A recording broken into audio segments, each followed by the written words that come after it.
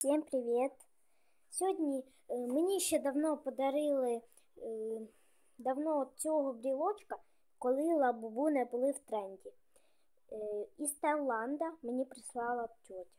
Вони дуже міленькі. Через кілька днів стали вони популярні. І тут приходить мама і каже: оці штука це лабубу. Я ще й офігела так, капець.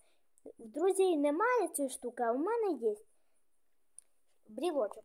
Ще мені прислали отаку сумочку. Водонепроницаема в виді чупа-чупс. У мене радужна, а в сестри моєї красна. В сумочки можна положити любе. Ну, крута сумка, можна сказати. Я ще прицепила лабубу брілочок. Коротше, я не знаю, чи буде де ця сумочка в тренді. Но я думаю, буде. От такий комплект у мене. Пока!